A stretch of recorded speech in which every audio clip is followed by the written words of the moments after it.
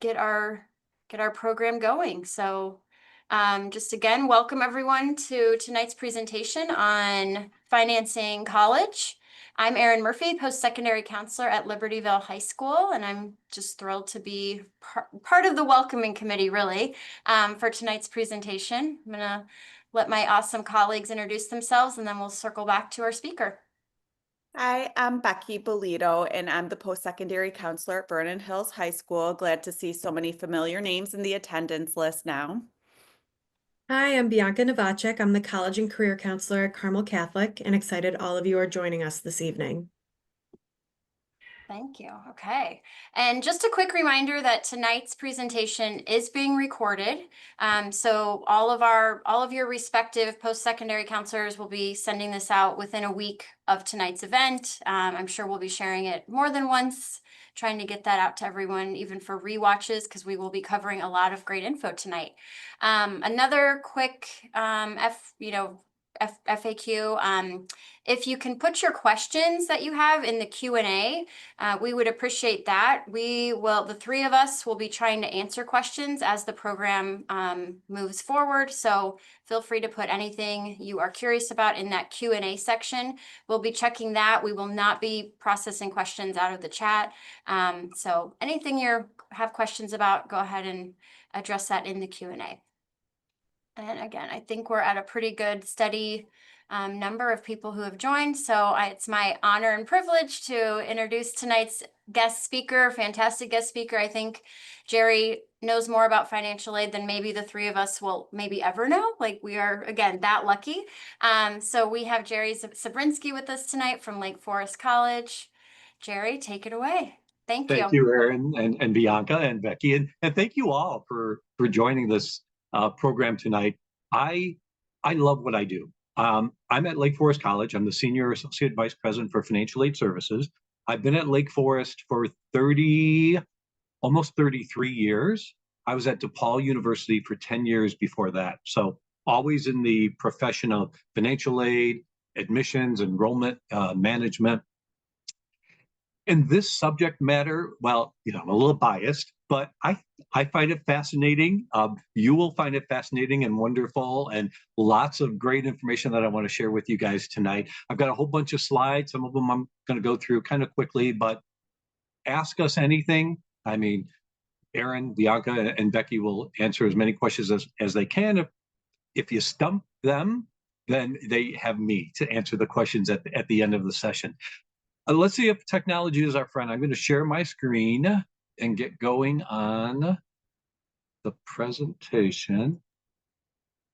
I think we see it. Yes. Yep. Great. So it's all about paying for college, knowing kind of what options are out there, what to expect. What I want to make sure that we cover tonight over the next 3 hours, no, only kidding, over the next hour or so, is to talk about college costs and what the real cost of college is, as opposed to what we hear about, or even what colleges charge. Talk about financial aid, the umbrella of what that includes, how to apply for scholarships, for financial aid, for anything that has a dollar amount attached to it, basically.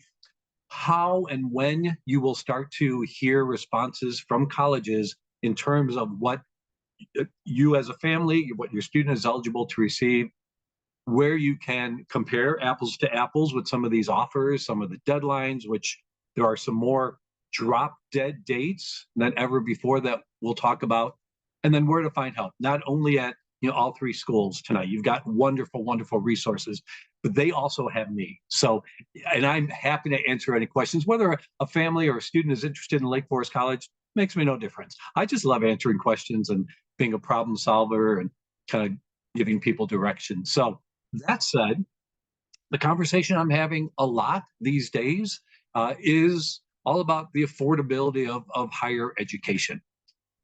A lot of it has to do with perception. Some people think of it as, well, you get what you pay for. Others are like, education is education. There's the whole sticker price, sticker shock. When you first look at, what a college charges, as opposed to, what it might actually cost you. In many cases, sometimes not in a good way, perception is reality. So I'm going to kind of skew that perception a little bit. And another way to look at this is as kind of like healthcare, kind of like having a surgery. I had shoulder surgery a little over a year ago, and I didn't not have the surgery because it was probably going to cost $40,000. But, with health insurance, my out of pocket was a whole lot less than that. And that's probably a good way to look at higher education these days, because there are lots of options to make the real cost of college a lot less than what we see as the kind of the sticker price.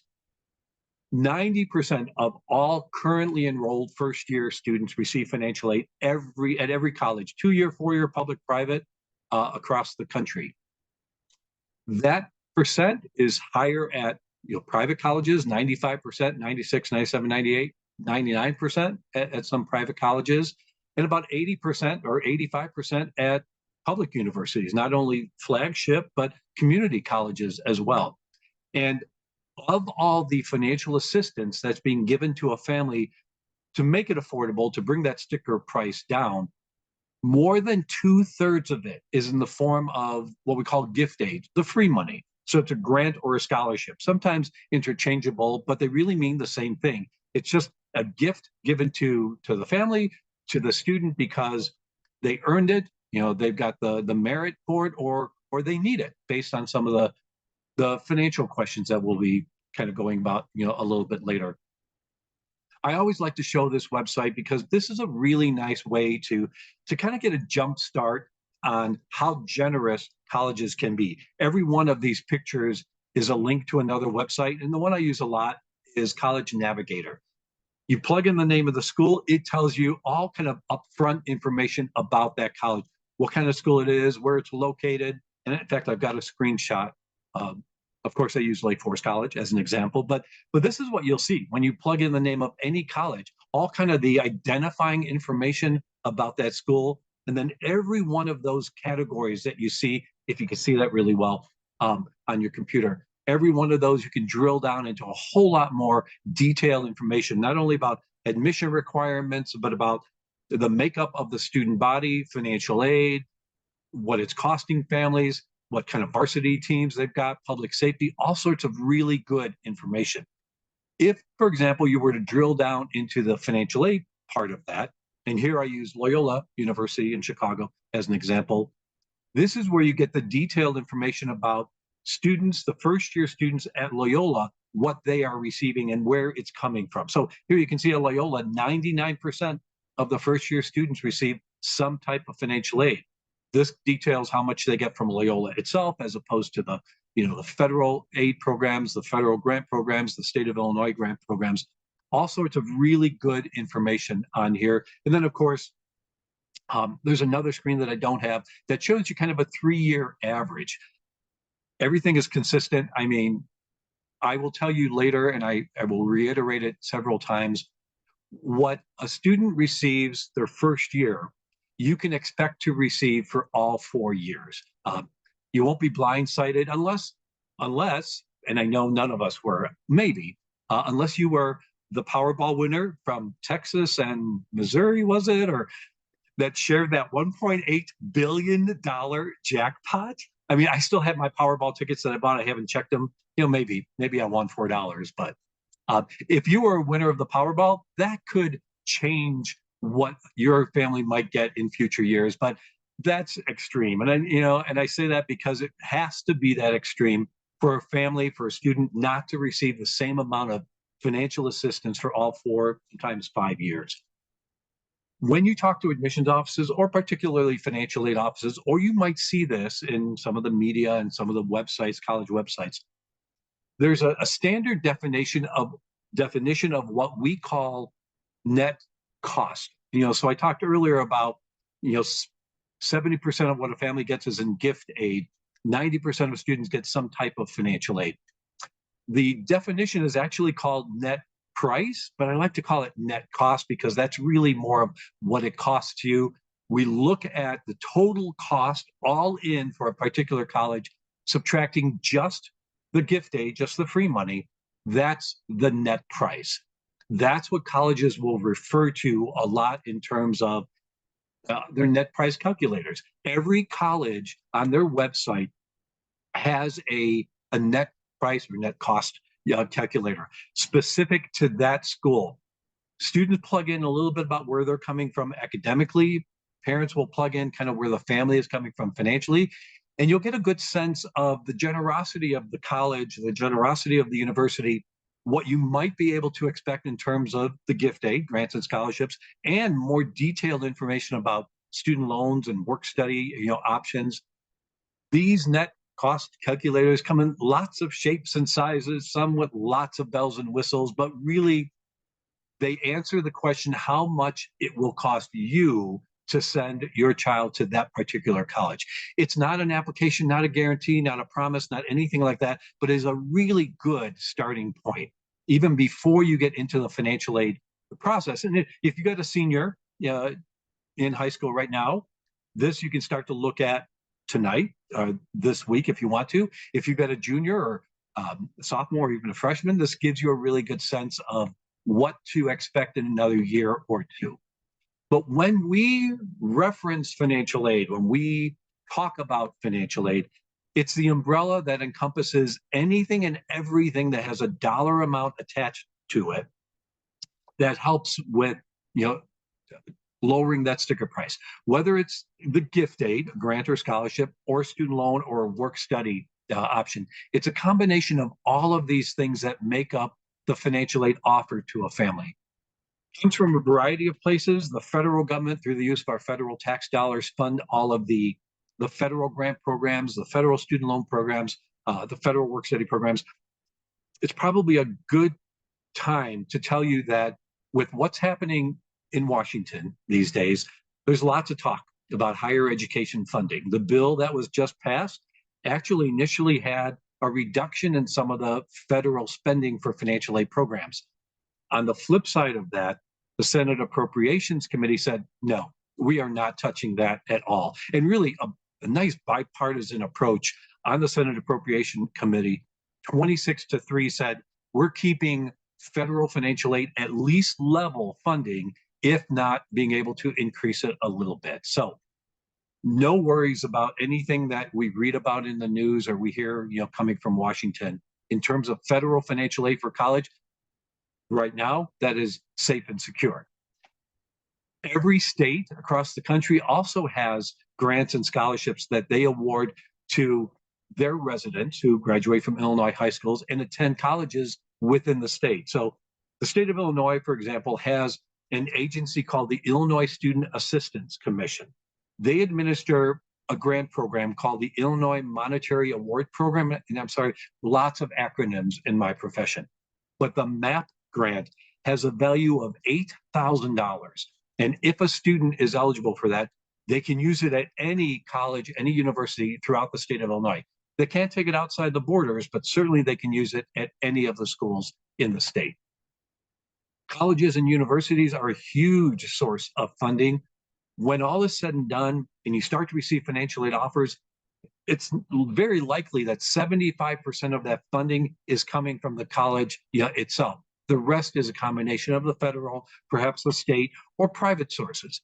I'm a huge advocate of students applying for private sourced scholarships. I have to be a little careful. I don't get on, I don't preach. I don't get on my soapbox, but I am passionate about students because if they pursue these outside scholarships, it's a win-win situation. 99% of the time, it only adds to the total amount of financial aid that they receive, which then ultimately reduces what you're paying out of pocket. Unless it's an extreme example where a student is already receiving an absolutely full ride from a college and they bring in an outside scholarship, then maybe something will give. But even if it's $500 or $1,000 or $5,000, it almost all the time will add to the total amount of gift aid that the student receives. So we got to be careful. There's a mantra in my profession among my colleagues that says, when you feel passionate about something, there is no horse too dead to beat. So I just want to be careful. I'm not beating that dead horse too much, but the very first line of defense, the first line of offense that students are considered for in terms of funding is scholarships. It's always the gift aid, the free money. Scholarships have nothing to do with where a family is coming from financially and everything to do with what the student brings to the table, what his or her, what their application looks like, how well they interviewed, what their credentials look like. Not only the scholarships from the college, but from the other foundations, the private sources as well. Colleges are becoming more and more transparent in terms of their merit-based scholarships by posting grids on their website saying, this is what you absolutely can expect if you meet these different criteria. Some will say, if your GPA is this, or your SAT or your ACT score is this, we're going to take the best of all of that. This is how much scholarship you can expect to receive. Another example of some of the scholarship grids that are out there where a student falls. Many colleges are what we call test optional. So that's why a lot of them will say, we don't necessarily need your test scores to consider you for admission. If you tested well, great, submit them. If you didn't test well, but your GPA is more indicative of your success, then don't submit the test scores. So some colleges will say GPA or this or that. Some may still say, we're going to look at everything, that we want your test scores and your transcript and the types of classes that you took. But then we would piggyback on any of that merit-based financial aid with a category that we call need-based. That pivots and looks at where a family is coming from financially. You're filling out applications like the FAFSA, which we'll talk about. It's all the other financial aid I talked about, more grants, sometimes higher amount of scholarships, student loan options, work study options. It's a combination of the merit-based and the need-based that make up that total financial aid option, total financial aid offer. I mentioned earlier that 90% of students get financial aid. Of that 90%, 75% of that is need-based. So in my opinion, it's kind of a no-brainer to go through this process to really exhaust all of the different options that are out there now.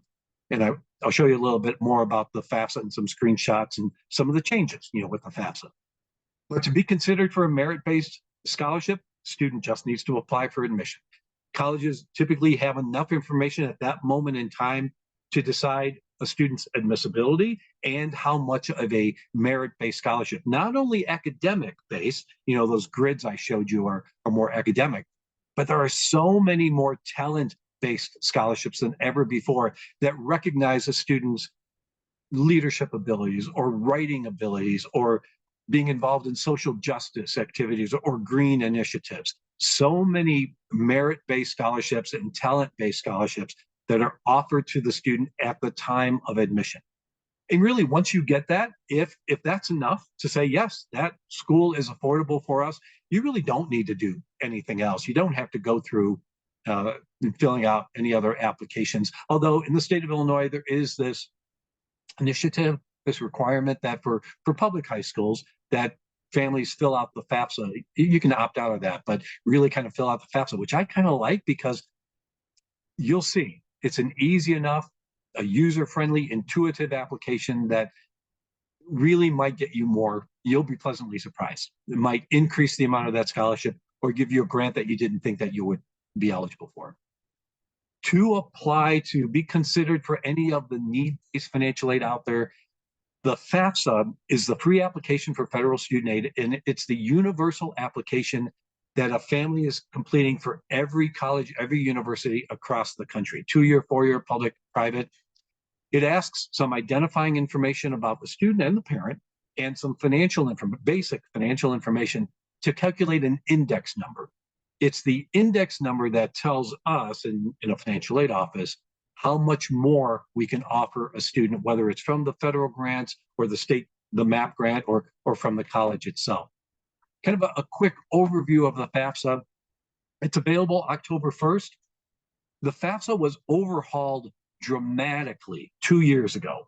And to say that the intent was good, to say that it was a hot mess is probably an understatement. Very rocky start 2 years ago. Last year, a few bumps, but not as many. This year, I've kind of seen they've unveiled the new FAFSA, and it's much better. It has been streamlined even more with newer kind of enhancements to it. And it absolutely this time will be available starting October 1st. It's only available online. Used to have an app that you can download, but they did away with that, which is good. But it's only available at FAFSA.gov. That's important because there are a couple copycat sites out there that might look like they're the FAFSA, but they are really not. Unless it's FAFSA.gov, that's the only place you want to go to. Asks some information about the student and the parent. It'll ask information about the family's income, but there's a really nice tool called the IRS Direct Data Exchange, DDX, that pulls in any income information the FAFSA needs directly from the IRS. So you don't even need to worry about the questions. It will pull that in automatically. And it really is new and improved for the 26-27 school year. And I'll show you that, with a couple slides I've got coming up.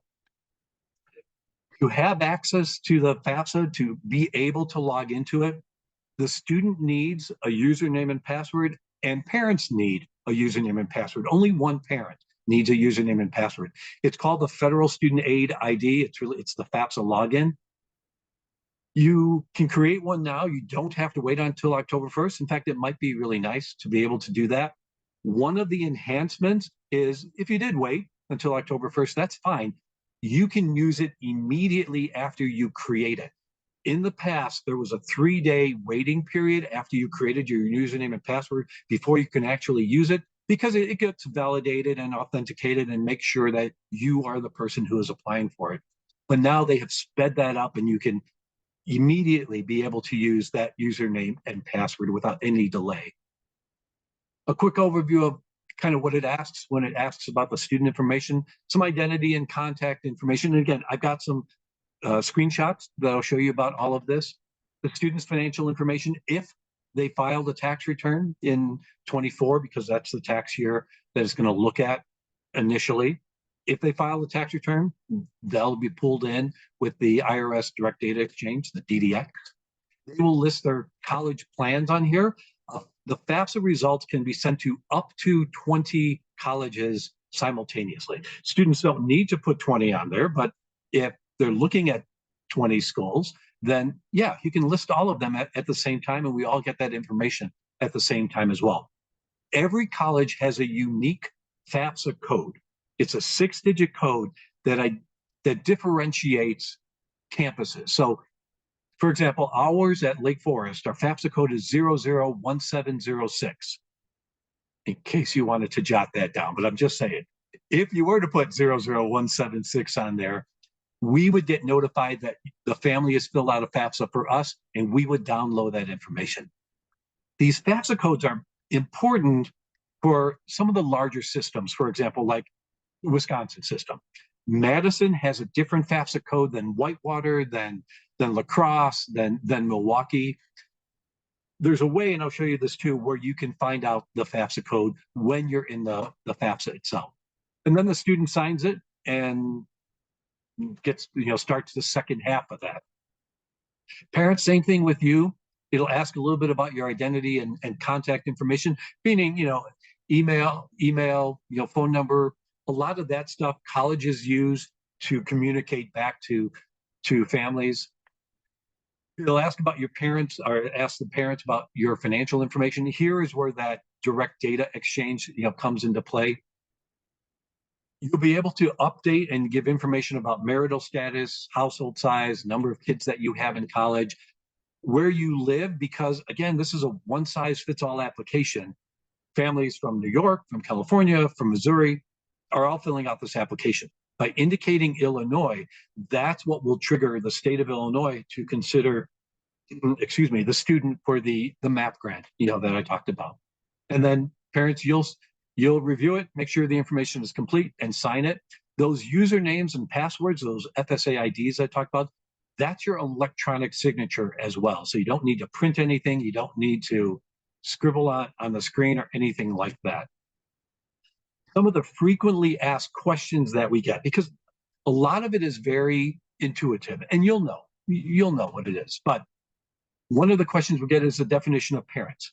If parents are married, then and living together, then both parents' information is included on the FAFSA. If parents are divorced or separated, then it's really the standard is the parent that the student is living with the most or has lived with the most over the last 12 months, that becomes the parent of record for the FAFSA. If it's an absolute equal amount of time that the student has lived with each parent, which is actually almost impossible because of the 365 days, during the year. But if for some reason you decide, yes, it really truly is 50-50, then it's the parent with the higher income that becomes the parent of record on the FAFSA. But again, it's your call. The IRS data, the DDX, we're just going to call it DDX, even though it's an acronym for the Direct Data Exchange, and exchange starts with an E. I went to a conference, and it's not called the DDE, it's called the DDX. I went to a conference, financial aid conference, and that question was posed, well, everything else has an acronym that begins with the very first letter of the word. And the response was, well, DDE just doesn't roll off the tongue. DDX just sounds more transformer-like. It just has a stronger sound to it. So fine, we'll call it the DDX. That's what you'll use to bring in all of the income information. When all is said and done, the FAFSA, that index number, the eligibility is more income-driven than anything else. But questions are still asked about parents' assets. At least right now, if I were to pull out my crystal ball, put on my prognosticator's hat. Yes, is that right? I would say that in a couple of years, probably going to do away with any asset questions because 99% of the time, they do not come into play. They do not have much of an influence on that index number that's created. Unless your assets are $250,000 or more, it really almost has to be $500,000 or more, do they start to come into play. And when we talk about the assets, we are not talking about home equity, your primary residence. We're not talking about the value of retirement accounts, life insurance policies or annuities, or education savings plans, typically called 529 plans that you have for other children. And that's a change because in the past, whatever you owned, you as the parent owned as a 529 plan for as many kids as you had, all of that got lumped together on the FAFSA for the student who was applying for college, which didn't make sense. So that, we had lobbied against that and they changed that. And so it's really only the education savings plan that you have for that particular student who is applying for college.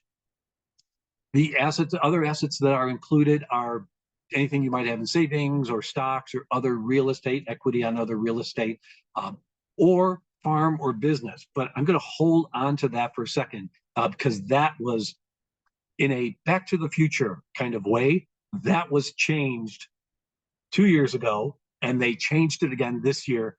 Again, I think because a lot of pressure that families and the financial aid community gave the U.S. Department of Education, kind of what's left of the Department of Education. It's one FAFSA per student. So if you've got 2 kids in college, 2 or 3 kids in college, obviously the student information is going to be different on each one. The parent information will be the same on each of those FAFSAs. Here are some screenshots. Here we kind of go into kind of the more fun, more hands-on part of this. But here's what you'll see when you log on to FAFSA.gov.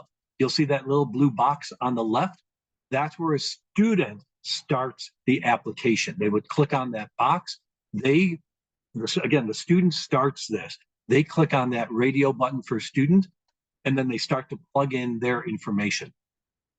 There are some really well done and kind of tweaked little short videos that the student and the parents will see when you get to the parent section that talk about what is the FAFSA, why do we even have to complete it, whose information is included on the FAFSA and why, what to expect, how long do we think this will take, and then what happens next.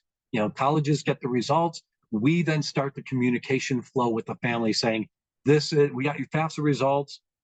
Either we have questions or we're going to start to consider you for the more financial aid other than the merit-based. Others will say, let's talk more because we want to give you more than maybe just what the FAFSA initially calculated as the index number. The student information, when the student logs in, they're going to see their identity information. This all is pre-populated from the student when they created their username and password. So all of this came from that moment in time. The only field that is editable, on this screen is the email address. So if a student used a Yahoo address and they said, no, I'm switching to Gmail or vice versa or whatever, that they could change their email address here. That would be the only thing that they would change, because when they created the username and password, that was validated and authenticated and was put through a whole series of tests, making sure that that was the student who was applying for financial aid, because it asks for a name, address, social security number, date of birth. The students will then invite you as a parent to be a contributor, to the FAFSA form. So they will get to this screen, and this is new this year. This is much better than it used to be. It will invite by asking the student what the parent's email address is. That's it. In the past, it was, tell us about your student's name, their address, their social security number, their date of birth, and their email address. Now it's just the email address. So the student puts the email address in there and says, okay, you sure you want us to send an invite to the parent at this email address? Yep, I do. And that information is sent. At this moment in time, hopefully you can see on the screen, there is a code that's generated. It's this code that the parents will use to link up and sync with the students, FAFSA that they started. So student will get this code, copy, paste it, save it. Parents, you will also get this in an email address that I'll show you in just a little bit as well. But then it goes on, and students, here's where you will put in the colleges that you want to have the information sent, to which you want the information sent. You'll be able to check by either looking at, the name of where the school is located, the name, partial name of the school, or it'll ask you directly for the FAFSA code, the federal school code that the school gave you, which you can find from the school's website. One of the very first things that a financial aid website tells you is what their FAFSA code is. So a couple different ways that you can put this in here. You'll put in all the schools that you want. You'll get a chance to kind of look at this and say, yeah, this is correct. Or students do not have to put in 20 schools all at once. And if you want to do bits and pieces, that's absolutely fine. It's really, really easy to put 3 or 4 schools in here now, and then come back in and say, now I've got 2 other schools that I wasn't looking at before, but I am now. It's the end of October and I did my FAFSA at the beginning of October. Easy enough. The only drawback is if a student were to put 20 schools in here and wanted to put the 21st or 22nd, then they would have to go in and replace one of the original 20.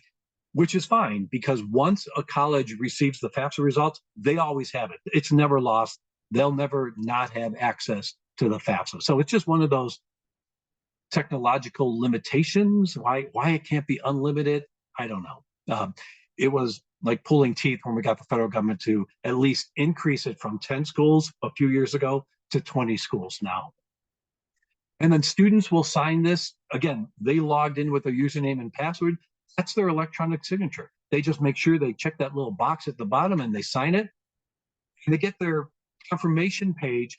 The key keywords are pending submission. The FAFSA is not done. It's halfway done, but it's not complete, because parents, you need to log in and put your information into the FAFSA.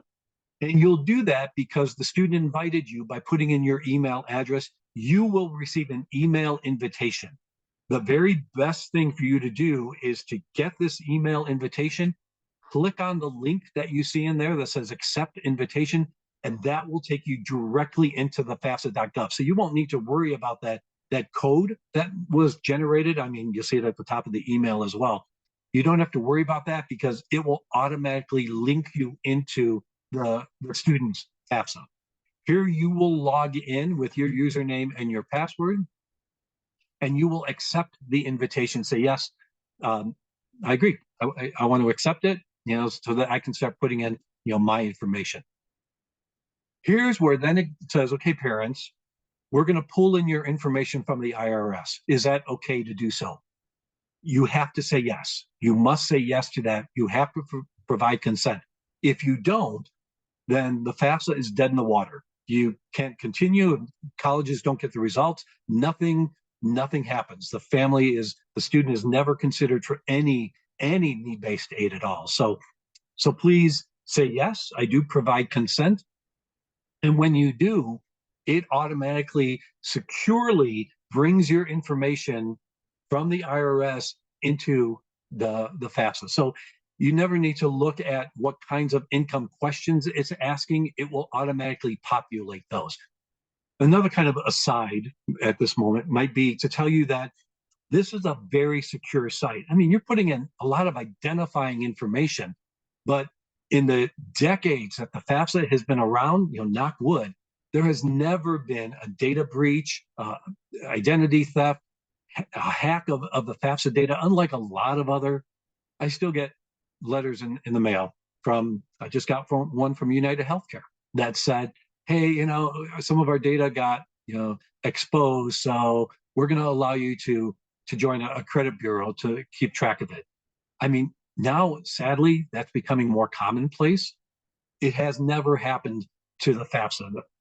Please don't let me just have jinxed us. But parents, when you get to your section, you will have already logged in with your username and password, but then you'll update your marital status. You'll say, yes, I am married or divorced or separated or widowed.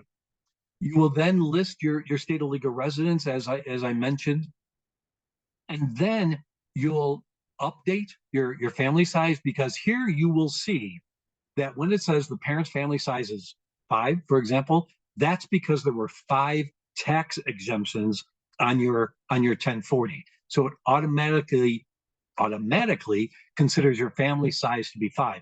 But if something has happened since the IRS or since you filed your tax return, or if you didn't claim a student as an exemption for whatever reason, but they are living with you, you can easily go in and say, no, it's not 5, it's 6. You can adjust the family size here.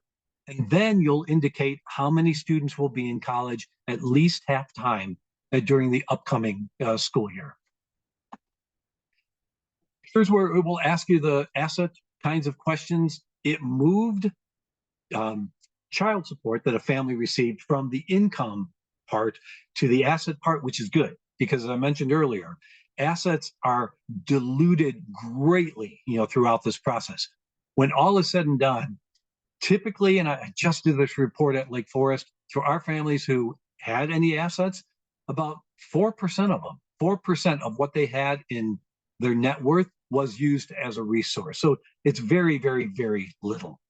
It'll ask you about, and here's where it's kind of funny, where it says the second category there, how much you have in cash, savings, and checking. It's not literally asking you to check your pockets or your wallet for how much you have in cash, but it really is looking at money that is set aside that you're not going to use to pay the mortgage, to pay utilities, pay for groceries, but money that is set aside for in a savings account that you're going to use for college, not an education savings account, because that falls under other investments, including other real estate. So what you might have in 529 for that student or other equity on other real estate, that's what you would list there.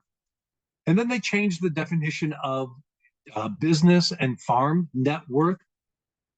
It was, hopefully you can see this, I enlarged it a little bit, but last year it was anybody who owned a business, I don't care what's the value of it. Anybody who owned a farm, I don't care what's the value of it, which was very, very, very strange. Now it's gone back to, if you own a business, if you're a business owner, but you employ fewer than 100 employees, you don't list anything about the business. Unless if you live on the farm and it's your primary income, you don't list the farm. That may not pertain to a lot of us, but the businesses could be. So if you're self-employed, you have a service industry, it is not taken into consideration at all. Again, another little small victory, for us in the financial aid world, because it was just very confusing when they changed it, when they thought they were changing it last year. Parents, then you'll get to the part where you can review all the information that you put. you'll sign it. You'll see that little box at the bottom. You'll check that little box. You'll click on the sign. This is where you're golden. Here's where you'll get the congratulations. The FAFSA has been processed and sent to the schools that the student listed as the recipients. At this moment in time, you can rest assured that we absolutely will get the FAFSA results. There's no hiccups, no anything like that. Unless you get to this point where it says congratulations, then maybe there are. But once you get to this, and I promise you, 99.99% of the time, you will get to this page. We then will get the results at the college within 24 to 48 hours after that. A couple successful FAFSA completion tips that I want to make sure I share with you. Apply for the usernames and passwords now. Yeah, again, one for the student, just one for the parent. If they're both parents are putting information on the FAFSA, it doesn't matter. Only one parent needs the username and password, and they're basically going to do the data entry. Student completes their section first. You must wait until you get that email invitation so that you can click on that link. And I really want you to click on that link so that takes you directly into the FAFSA. You can, I promise you, if you wanted to, you could just log into FAFSA.gov and put your username and password in there. But then to link to the student, you need to have that one code number, that was generated. And then you'll get that confirmation page, you'll review it, you'll make sure that everything is set. Google Chrome is by far the preferred browser to use on this. Safari doesn't work. Firefox works for the most part. Explorer does not work. So use Google Chrome when you log into FAFSA.gov. Please do not use it on your phone or on any kind of tablet. It's really the desktop or the laptop view that is the preferred. That's where you'll get the most consistent information and all of the questions on there. The other thing is, I'm so used to kind of auto-completing everything with all the passwords that I have, or even, my name and my email address and stuff like that. I want to say don't use autocomplete. I mean, you can, but what happens every time you use autocomplete, if you notice this, it adds a space at the end. That space, if you don't notice it, if you don't backspace, that screws everything up. That just messes everything. The FAFSA will never be processed. It'll never get sent because there was that space there. So if you wanted to log back into it, unless you purposely put a space at the end of your password or email address, it just messes it up. So I want to say don't use autocomplete, but if you do, just make sure there's no space at the end of anything that was auto-completed. The FAFSA is really cut and dry. I mean, it does not allow you to color outside the lines or stream of consciousness or anything else, but really colleges then pivot. We shift gears a little bit by saying the FAFSA is a really good starting point, but we really want to get to know where you're coming from because we want to tailor our response to you in terms of what we can offer for financial aid, taking everything that we can, any kind of circumstance you have into consideration, whether they're, because the FAFSA initially looks at what's on file with the IRS, which is the 24 tax return. If the 25 income has gone down, we'll use that. If you project 26 income to be less, colleges can use that. If you're supporting other, extended family, if you had healthcare expenses or a change in marital status, so many things that we can take into account that when we do, it lowers that index number, which then increases your chances for financial aid. A couple different ways that we can collect this additional information. There are about 500 colleges that use a common supplemental financial aid application called the CSS Financial Aid Profile. That asks most of the questions the FAFSA does, but a whole lot more. And this is what allows you to tell a school, if they use the profile, what else is going on, whether you have expenses for private school or a second kid in college or a loss of income or healthcare expenses. You can initially put it on the profile if the school uses that. But if the school is not a profile user, you can't fill out the profile for them. You'll have to fill out their own application, or many of them will have standalone forms. Well, where if there's a loss of income, they'll tell you to fill out the income change form. If you had healthcare expenses, fill out the healthcare expense form. All sorts of standalone forms that address each of the individual buckets that I showed, kind of on that previous screen. If a school does use the profile, I show this, screen because if you click on that link in the lower left-hand side, that would show you the schools that either require the profile or encourage you to fill it out. If a school is not on the profile list, then you can't fill it out for them because they won't have a profile code. Examples of some of the profile colleges are, some of the Uber Select, some of the more generous colleges that are out there, whether it's Wash U in St. Louis or Northwestern or Chicago or even University of Michigan. They'll ask you to fill out the profile because they've got more money to spend, and so they want to make sure they're taking all of your special circumstances into consideration. Throughout this process, you should know that this really truly is a partnership. There's so many people involved. That whole adage of it takes a village. In this case, it really does. It takes the student, it takes the parents, it takes the college, the financial aid office. Students and parents are looked at as the primary partners. We expect and hope that you'll do everything you possibly can to the extent that you're able to help pay for some of those college costs.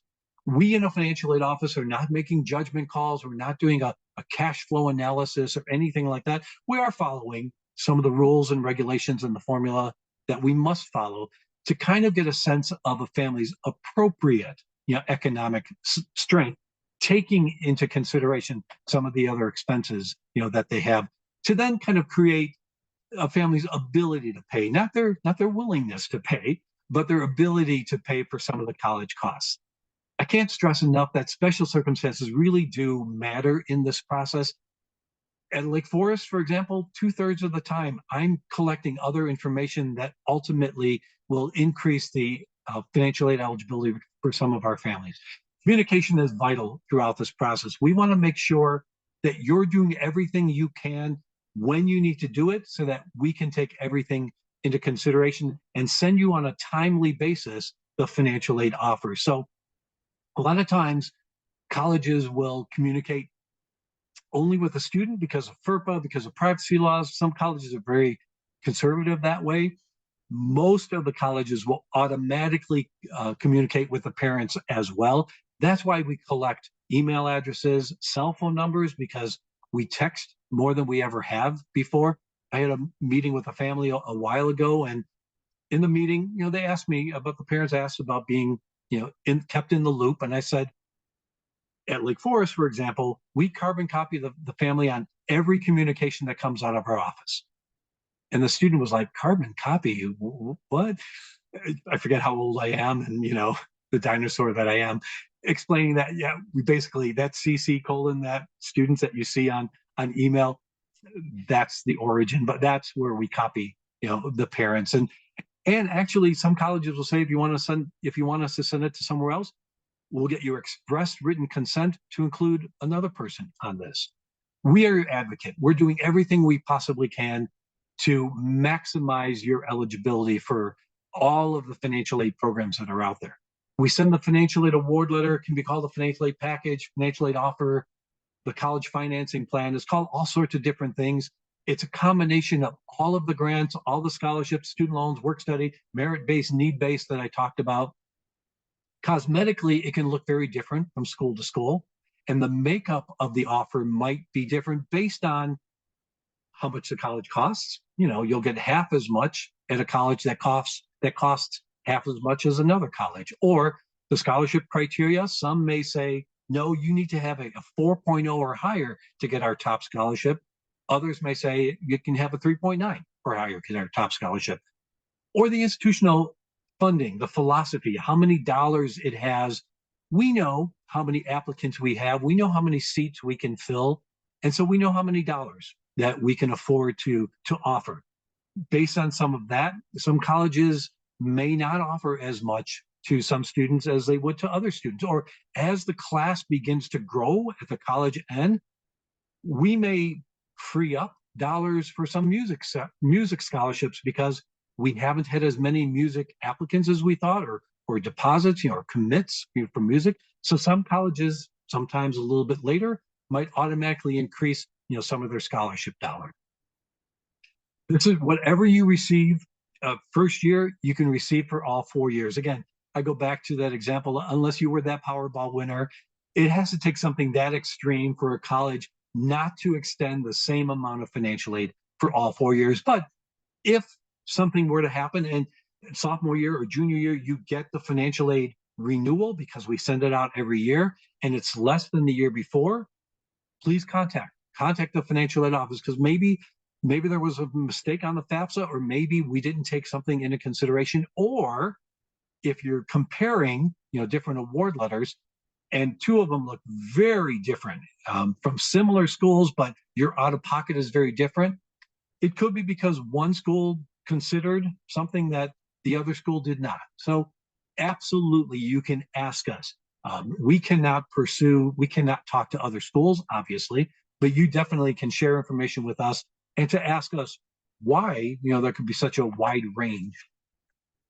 To that end, there's an initiative where more and more colleges are saying, we will be as transparent and as clear as we possibly can with our financial aid award letters, with the financial aid process. At collegeprice.org/home, you'll see hundreds of colleges that have pledged to say, we're gonna have a common financial aid award letter, or we're gonna do everything we can to make sure that the award letters we send out don't look weird. And honestly, I've seen some award letters that even I couldn't decipher. Families have shared them with me, and I gotta be careful. I'm kind of embarrassed for some of the other schools because they were very unclear, to say the least. So many more colleges are saying, no, we're going to do everything that we can to make this clear. There is a common financial aid application template out there that some colleges will use. Others may not necessarily the template, but the essence of it will be the same, where we will tell you what the costs are, not only the direct cost, which shows up on the tuition bill, but also indirect costs, what students pay for books and travel and miscellaneous and laundry if they're living on campus, and what the gift aid is. It will then take those costs minus the free money, the gift aid, and that's that industry standard net cost. That will tell you what the net cost is at that particular school. But then it goes into detail about student loan options, work study options, other options for families, whether it's a payment plan or there are federal parent loans out there. There are alternative loans, education loans that are out there. Here's where the college will give you lots of good information about other ways to pay, other financing options out there. And then this is also a tool for the college to give you good consumer information and say, that whole ROI, return on investment. This is why we think you should choose us, because our graduation rate over 4 or 5 years is 99%, or our students have very, very little in student loan debt, or our placement rate into graduate schools, medical schools, or jobs is 99%. Here is a point in time where the colleges will have a chance to toot their own horn. They will say, here's why we think you should come to this particular college. Deadlines are huge, not only for admission, not only for financial aid and the scholarships, but take a look and these deadlines can be all over the place. Some can be priority, soft deadlines. Others can be drop dead dates, where take a look. And if you're like me, I'm a very visual person. So maybe create a spreadsheet of all the different schools and what their deadlines are and the contact information at that particular college, and getting everything done by some of the schools that have the earliest deadlines. Get everything done, not working on one school per week for the next 10 weeks or so. Lots of places that you can get help. At the 3 schools tonight, you've got absolutely wonderful resources there. Take advantage of them, take advantage of their expertise, take advantage of their friendship with me to answer any questions that you might have. The college's financial aid office, there's a couple websites, and again, this is recorded and you'll have this kind of they'll have my slides as well, so you can kind of reference some of these websites. YouTube videos, Federal Student Aid Programs has a nice little less than 2 minute video about how to create that, federal student aid ID, that username and password. Some key takeaways, just to give you a sense, kind of review all this. Students are applying for admission now. You're completing the CSS profile if you need to, and the FAFSA because you have to. October 1st or soon after. October 1st is not the deadline. It's just the very, the very first day that it opens. Talk to us in a financial aid office. Tell us about any special circumstances that you have, and tell us early enough, because we're going to start to send out financial aid offers anywhere from as early as November through April of next year. So making sure that you get the most up to date and the most tailored response as early as you possibly can from us. Ask us questions. Come back to the college campus. Many colleges have admitted student visit days where you can come back and say, it's affordable. I just want to make sure that this is the right place. So ask us questions. You come to admitted student visit days, talk to other parents, talk to faculty, eat in the dining hall, because we want the student ultimately to enroll in our particular college. I talked about some drop dead dates. May 1st is still one of those drop dead dates that many colleges adhere to. It's called the National Candidate Reply Date. By May 1, which seems so far in the future, but by May 1st, students must commit to the colleges and say, this is where I'm going to attend. Absolutely, students can commit well before then, and we love it when they commit, well before May 1st. But after May 1st, all bets are off. Colleges will put students on a wait list. They'll rescind offers of financial aid. So I love having a session like at this time of year, because it really does allow us to be proactive, and it relaxes the whole process a whole lot more so that we can have relaxed conversations. So you come back and visit a couple times if you want to ask us questions. It's a very fluid process. If something happened in November or December that we didn't know about in October, let us know, because we can make any changes throughout the entire process. All right, I feel like I've talked a lot. Maybe TMI for me. Hopefully you've all been dazzled. I'm going to stop sharing my screen. Hopefully. Yeah. Awesome. And come back to you. That was awesome, Jerry. Yeah, it gives me a chance to. Thank you. Yes, thank you. We have a few questions we wanted to just kind of, we feel they might veer into, we need you to talk to your financial planner. We always kind of walk a thin line of not wanting to give financial advice, but we'll read a couple of those too. And just for everyone who might have jumped on late, we will be sharing, our respective college counseling offices will be sharing a recording of this in the next coming days. And we also just want to remind everyone still on the call, one, thank you that you've learned a lot tonight.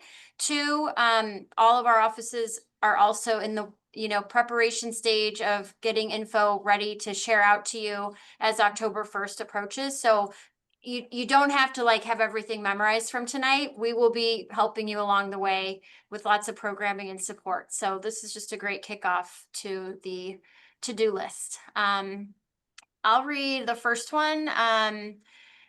Jerry, they ask if assets are over the value that was mentioned earlier, is there any point to filling out a FAFSA? And I'd love to hear that from a financial aid office. Yes, because here's what happens.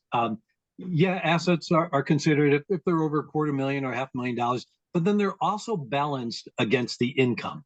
So if the income is low and the assets are high, it just kind of balances out. So there are some families who have pretty high assets, but their income has been low enough, and maybe the high assets are because of other real estate or something they inherited, but their day-to-day income is low enough that they still qualify for the federal grants or even the state grants. So, or yes. work study, or something work that benefits the student. Work study gets kind of Yeah. overlooked. So Yeah, absolutely. thank you. Thank you. All right. Okay, the next one is a question. This one may, again, let us know if this is more personal, but if a family has X amount of money in a savings account, should they invest it before filling out the FAFSA? There's a concern that perhaps the government could use that spare cash against me, right? That comes up a lot. Yeah. Well, and I can tell you, to be honest with you, with the FAFSA, when you fill it out, it looks at your income in 2024. So that's basically kind of what we call prior year, 2 years ago, because students starting in the fall of 26. But the assets that you report are as of the date you fill out the FAFSA. That's all I can say. Yeah. Perfect. And the last one in our Q&A. Oh, we're having a couple added, so we'll see if any of those get answered in the chat. So how is a non-retirement brokerage account, not a 401k, IRA, etc., how are those monies classified? For example, the monies are targeted for retirement, but are not pre-tax retirement account. They are post-tax. Yeah, I that sound like I happens. know what I'm saying. You sounded like an expert Good. though, Erin. So that's not uncommon. There are families who don't have a bona fide retirement plan, but have savings that they are going to use for retirement. On a case by case basis, the college can look at that and say, since you don't have an IRA, since you don't have a 401k or TIAA, CREF or anything like that, we can use that as your retirement account, so we will ignore it. But every college has to make that decision individually. So And again, honestly, many colleges will. okay, but that would be circling back. You complete the FAFSA as instructed, Yep. like many situations, and then Yes. you're picking up the phone or emailing to connect with those financial aid offices. And I just Yep. want to reiterate, that is why those offices in many ways exist. So please don't be scared or fearful. Come into your counselor if you need help, scripting what to ask. Yeah. Please reach out with those questions. Yes, that was something that I emphasized with families last week when I had a senior parent presentation. Like, don't hesitate to contact the colleges, whether it's an admissions related question or if it's more financial aid / FAFSA based. This is especially like the calm before the storm for the financial aid offices. So please reach out to those schools. There was another question about mentioning any Illinois scholarships or grants that are merit-based. And I think I can take this one, but Jerry, feel free to fill in whatever. Merit-based scholarships are going to vary by institution, and even like private schools will have a higher sticker price for their tuition, but we also know that private schools are giving 99% of their students some sort of merit-based or need-based scholarship. Even amongst the Illinois public schools, the like how much they disclose about scholarships varies. So you might go to Illinois State's website and see like with a 3.0 GPA, scholarships start at, 2,000, let's say, and range everywhere up to, and they might give you a pretty high amount. So it doesn't always list it super specifically. But merit-based, yeah, you're going to have to do your research with each college. And again, I think that's a fair question for admissions and the financial aid offices. Yep. Jerry, we had a question regarding 529 funds. Do the 529 funds, are they included in the parents' assets or in the students? They're including the parents' assets. And I'm glad you asked, because a point to make is the owner of the 529 plan has to be the parent for it to be considered a parent asset. If it's a grandparent or another family member, it's not considered in the process at all. So, but specifically, if the parents have it, it's a parent asset.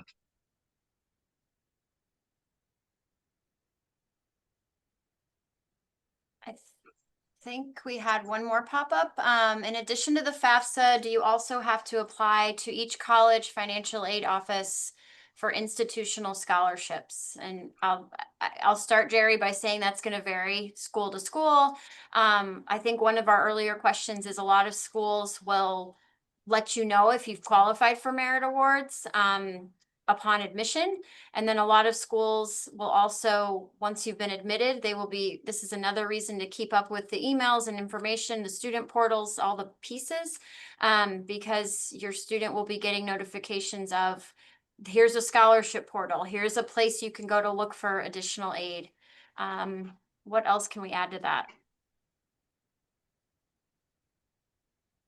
I think it's just like the standard answer that we have to give year round is it depends. Everything really is based on the individual colleges. One thing that comes up a lot when I'm working with students on their applications this time of year is whether or not they should include their social security numbers on their applications because they've been trained so well not to divulge that information. And essentially, it's not going to be a required field, but if you fill out the FAFSA, they use that social security number on the application to match students with the FAFSA data. So whenever we have students where the college has an issue like linking their FAFSA or they need more information, it's oftentimes students who did not put down their social security number, and then they have to call each office of financial aid and provide that social security number over the phone, which you can imagine is not like a fun task for those high school students, and it can be quite time consuming. So I'll just throw that out there too. Yeah, and Becky, let me add to that because many financial aid software programs, what we use to determine eligibility, are linked to a student's social security number. That's the unique identifier. So until we know the student social security number, if we don't know it, if it wasn't included on the Common App or in their admission application, they'll never be in the financial aid queue. So they'll never get reminder letters from us. And we've got a lot of students at Lake Forest who say, I'm going to fill out the FAFSA. We can send them a generic reminder, but you won't get any kind of personalized service from the financial aid office unless they can populate their system with the student's information, social security number, and a lot of other stuff. So, yeah. Jerry, we had another question regarding 529 plans. Yeah. So if the child is the beneficiary, but the parent is the owner, is this still considered a parent asset then? So if it's a 529 plan, yes, absolutely. Disregard the beneficiary, it's the owner of it. Yeah. It's considered a parent asset. We had another one too. If we have prepaid tuition with College Illinois, does it need to be reported as an asset? Yes, because that's another form of a 529 plan. Because you can use College Illinois funds at the University of Illinois, obviously. But if your child doesn't go there, you can use the value of that at any college across the country. So yes, it is an asset. It's also treated like other 529 plans. Jerry, you did it. We made it through the question queue. Nice. Yes, and I had to talk for maybe 45 minutes straight last week, and I was like gasping for air. So the fact that you've been rattling on and so enthusiastically is just like, bravo. Thank you. You must Thank be you, in Jerry. much better shape than me.